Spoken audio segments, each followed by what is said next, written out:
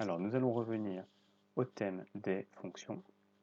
Donc, vous l'avez compris maintenant, on fait une alternance entre les chapitres de probabilité et les chapitres de fonctions pour essayer de faire des mini-chapitres pour aller de l'un à l'autre rapidement.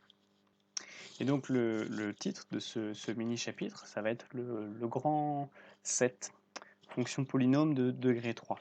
Mais avant de donner le titre, nous allons commencer par quelques révisions. Voilà, donc on peut le noter, on peut le souligner, je vous laisse recopier tout ça. Alors qu'est-ce qu'on avait vu précédemment? On avait parlé des fonctions polynômes admettant deux racines. Donc on avait vu la notion de racine. Alors je vais vous demander première question. Qu'est-ce que sont les racines d'un polynôme? Deuxième question, qu'est-ce que la forme factorisée d'un polynôme? Troisième question, quelle est la formule du sommet de la parabole d'un polynôme? Et dernière question, comment utiliser les racines d'un polynôme pour tracer son tableau de signes? Alors je vous laisse copier ces questions et puis essayez d'y répondre. C'est important que vous passiez quelques minutes à essayer de vous souvenir de chacune et rafraîchir, que vous essayez de vous rafraîchir la mémoire. Et puis, si vous ne trouvez pas, allez jeter un petit coup d'œil à votre cours, allez jeter un petit coup d'œil aux exercices. Faites cet effort pour que ça revienne. Parce que si tout ça c'est frais, ça va vous aider à comprendre la suite et puis à faire les petits exercices d'application. Donc appuyez sur pause, réfléchissez à tout ça, notez les questions et seulement après, revenez pour une petite correction. Ok, alors vous avez cherché, maintenant je corrige. Qu'est-ce que sont les racines d'un polynôme?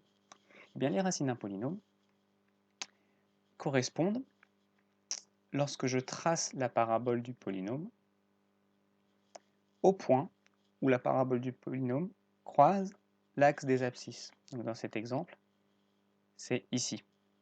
D'accord? Donc regardez, les valeurs du polynôme ici, elles sont négatives, négatives, négatives, négatives, 0. Positif, positif, positif, positif, positif, 0. Négative, négative, négative. Donc autrement dit, c'est des points qui sont importants parce que c'est le passage des valeurs positives aux valeurs négatives. C'est le point où le polynôme vaut 0. Donc si ça, on dit que c'est la courbe d'une fonction qui s'appellerait f de x, d'accord? Et bien à cet endroit, f de x vaut 0. Et à cet endroit, combien vaut f de x? Bah oui, f de x vaut aussi 0. Ok? Donc, imaginons que là, en abscisse, on soit à la valeur, je sais pas, on va dire que ça c'est l'unité, donc ça nous fait à peu près 1, 2, 3, 4. Ça c'est la valeur 4. Et là, je sais pas, on va dire qu'on est à peu près en moins 1. Et bien on dira que moins 1 et 4 sont les racines du polynôme. Si j'ai un polynôme dans l'autre sens, c'est-à-dire avec une courbe comme ça marche aussi.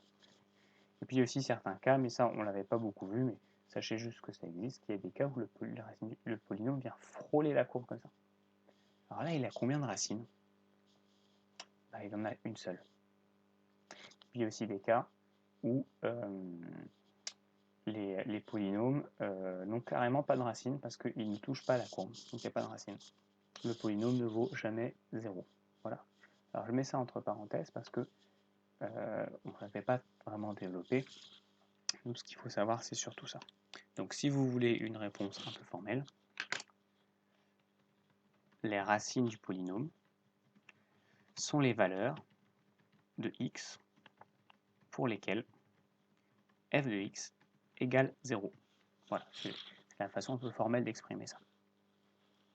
Alors, je vais mettre ça en italique, comme c'est notre réponse. Qu'est-ce que la forme factorisée d'un polynôme? Alors, avant de donner la réponse, je rappelle qu'il y a deux formes. Il y a une forme qu'on appelle la forme développée, et il y a une autre forme qu'on appelle la forme factorisée. Alors, avant de vous montrer la forme factorisée, je vais vous montrer ce qu'est la forme développée. La forme développée, c'est... Alors mince, oups, qu'est-ce qui se passe? La forme développée, c'est la forme très classique qu'on connaît. avec notre polynôme, s'il s'appelle f par exemple, f de x est égal à x au carré, pardon, ax au carré plus bx plus c. Et souvent, on précise que a est différent de 0. Vous vous souvenez pourquoi, hein? Réfléchissez à ça, pourquoi? Parce que si a valait 0, là on aurait 0 fois x au carré, donc il n'y aurait plus de x au carré. Et ça, c'est une fonction affine, c'est plus un polynôme du second degré. La forme factorisée, c'est une forme où, au lieu d'avoir un terme plus un terme plus un terme, on a des termes qui se multiplient. On a a, et le a ici est égal au a qui est là, facteur de, donc c'est-à-dire multiplié par quelque chose, multiplié par quelque chose. Allez là, si vous vous souveniez plus ce qu'était qu'une forme factorisée, essayez de vous souvenir ce qu'on mettait dans les parenthèses. Appuyez sur pause, essayez de vous souvenir 2 secondes. Allez, je vous donne la réponse.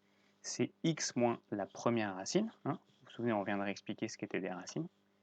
Donc x1. Par exemple, dans mon exemple, je mettrais quoi là, à la place de x1?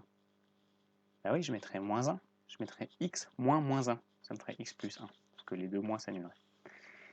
Et x moins la deuxième racine. Alors maintenant qu'on l'a dit, dans l'exemple qu'on a donné ici, ce serait quoi à la place de x2? Voilà, ce serait 4. Je rappelle que ça, c'est une variable. C'est-à-dire que x va prendre toutes les valeurs le long de l'axe des abscisses. Ça, même s'il y a un x dedans, c'est pas une variable, c'est fixé. Pour un polynôme donné, c'est fixé. Si dans ce polynôme, c'est moins 1, et ça ne va pas bouger, ce sera toujours moins 1.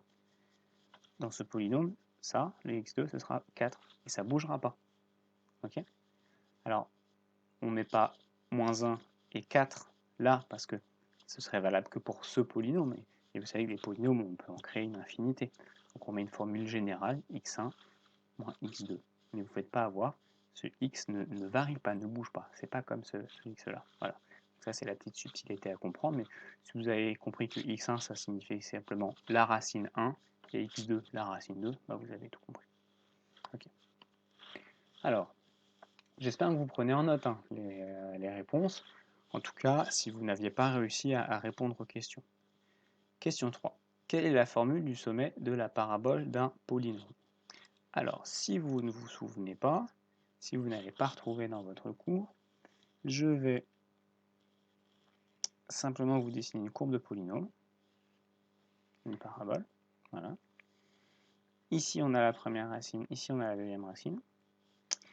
Et je vais vous rappeler que le sommet du polynôme, de la parabole, son abscisse est toujours au milieu, comprise entre cette racine-là et cette racine-là. C'est au milieu. Donc ça, c'est la racine. On va l'appeler x1 et celle-ci, on va l'appeler x2, hein, comme d'habitude. Est-ce que ça vous permet de vous souvenir un peu de la formule? Si je vous dis que la formule, c'est une barre de fraction divisée par 2, vous l'avez là ou pas, la formule? Allez, faites un petit effort. Allez, c'est x1 plus x2 sur 2.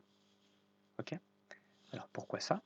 Parce que, en fait, la notion de milieu,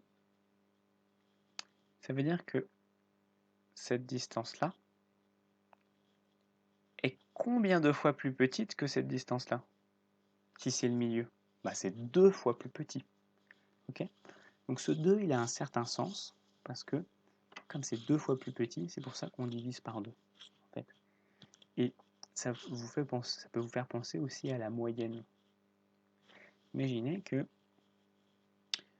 là, je mets les notes de 0 à 20. D'accord? J'ai eu un 5 sur 20, donc je sais pas, on va le mettre à peu près là. Et j'ai eu un 17 sur 20. Ouais, 17 sur 20. Bon, si je vous demande de calculer votre moyenne, vous savez le faire. Vous allez faire quoi? Vous vous souvenez? Vous faites 5 plus, oui, plus 17. Et vous allez, oui, diviser par 2. Donc 5 plus 17 divisé par 2, ça fait combien? Allez, calcul mental. 20, 2. Ça fait 22. 22 divisé par 2, ça fait 11. Donc vous avez combien? Vous avez 11 de moyenne. Et ce 11, on va le mettre de cette couleur, et ce 11, où est-ce qu'il est? Il est pile au milieu entre le 5 et le 17. D'accord? Quand on fait la moyenne de deux notes, en fait, c'est la même chose que de trouver le milieu. Et voilà pourquoi cette formule ressemble beaucoup à la formule de la moyenne.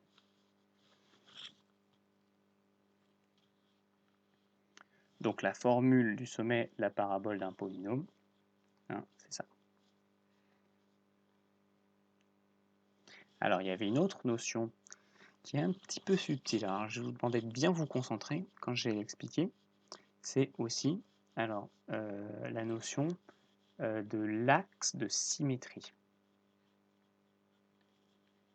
La formule de l'axe, l'équation de l'axe de symétrie, on dit. L'équation de l'axe de symétrie. Alors, l'axe de symétrie, il est où? Est-ce que vous vous souvenez? Il est là. Tout ça, c'est un axe de symétrie. Pourquoi? Imaginez que là, ce soit un papier. Voilà. On a un papier sur lequel on a dessiné notre parabole.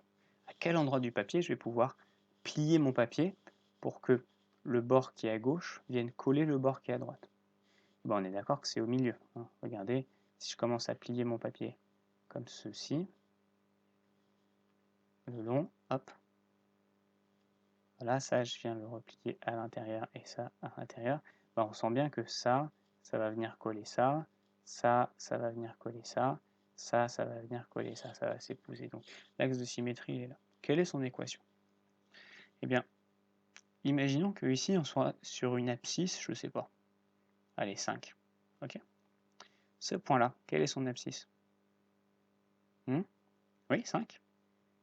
Et celui-là, quelle est son abscisse? 5. Et celui-là, quelle est son abscisse? 5. Et celui-là, quelle est son abscisse? Bon, vous avez deviné là, plus besoin que je vous dise. Et celui-là, et celui-là, et celui-là. Autrement tout dit, ils ont tous l'abscisse 5. L'abscisse, c'est quoi son symbole? C'est X ou Y? Oui, c'est X. Y, c'est pour les ordonnées. Donc l'abscisse de tous ces points, elle vaut 5. Ok? Alors, l'équation de l'axe de symétrie, bah, c'est ça. C'est une fois que j'ai trouvé où était le sommet de ma parabole, je sais qu'il est là. Donc là, j'ai donné 5 comme exemple, mais la règle générale, c'est ça. Et une fois que j'ai trouvé la valeur de ça, eh ben, je dis que l'équation de l'axe de symétrie, c'est x égale, puis la valeur de l'abscisse qu'on a là.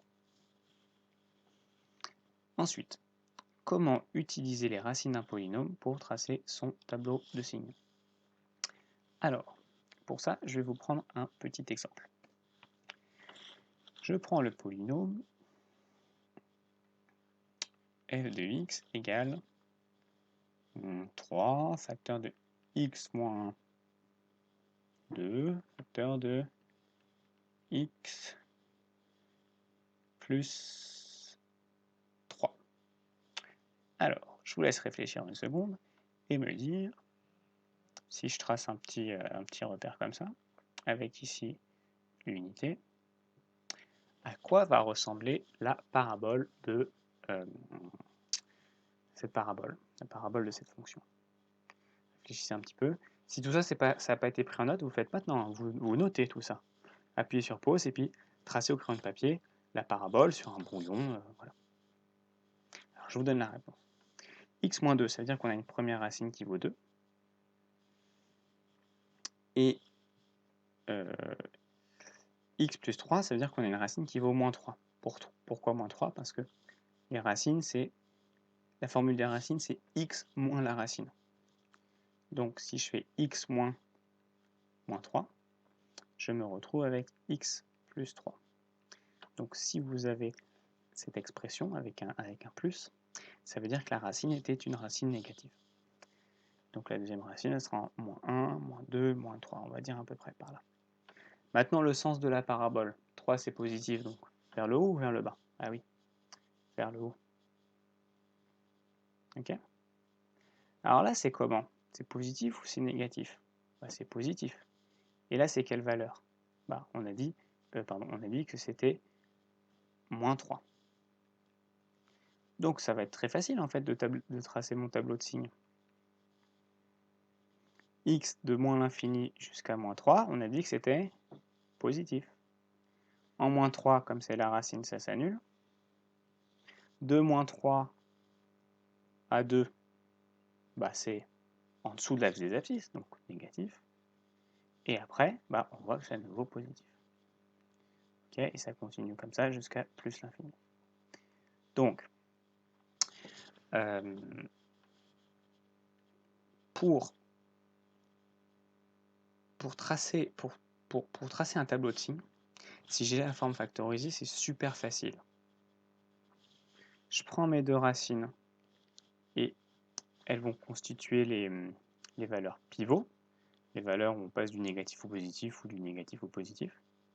Okay, et je regarde ça pour voir si ma courbe elle est positive, donc si elle monte vers le haut, ou si elle est négative. Parce que si ma courbe avait été négative, on se serait retrouvé avec un cas de figure comme ça, où c'est d'abord négatif, donc là ça aurait été moins, ensuite positif, donc là ça aurait été plus, et ensuite à nouveau négatif, donc ça aurait été moins. Donc, le signe est très important. Voilà. Donc si j'essaye de résumer ça en une phrase, d'abord je regarde les racines, qui vont être les valeurs pivots. Ce que j'appelle les valeurs pivots, c'est là où on met une barre, et à gauche et à droite de la barre, c'est pas le même signe.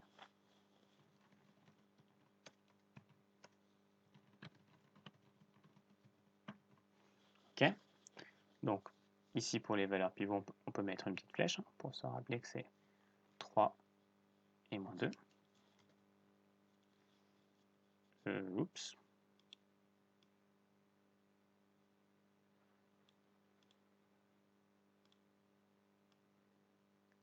Oh, c'est magique, un ordinateur, je peux étirer mes flèches. Génial. Alors, 2, qu'est-ce que j'ai fait? J'ai regardé le signe de A. Pour savoir si je vais avoir moins plus moins ou plus moins plus. Donc, en fonction de si elle regarde vers le haut et si elle regarde vers le bas. Pour savoir si je vais avoir moins, plus, moins, ou plus, moins, plus. Voilà, donc c'était pour ces quelques rappels. Maintenant qu'on a rappelé tout cela, on va... alors attendez, j'ai un peu bougé mon... Voilà, alors j'ai un peu bougé mon schéma. Donc maintenant, vous allez faire les exercices suivants dans votre livre. Le numéro 41, 45 et 47. Donc c'est aux pages 62 et 63. Donc faire ces exercices. Je vous laisse les faire. Voilà. Donc pour consolider un petit peu ce qu'on avait déjà vu. Et donc là, on vient de voir une petite introduction, quelques révisions sur ce qu'on avait fait la dernière fois. Et puis, quand vous aurez fait ces exercices, on sera prêt pour la suite. Et donc cette suite, elle s'appelle grand 6 fonction polynôme de degré 3. Voilà, donc ce sera le titre de la suite. Donc, de toute façon, on prendra le temps de le recopier la prochaine fois. Hein, vérifiez que tout a bien été pris en note, si jamais il y avait des réponses que vous ne maîtrisiez pas. Et puis, on se retrouve pour la correction des exercices.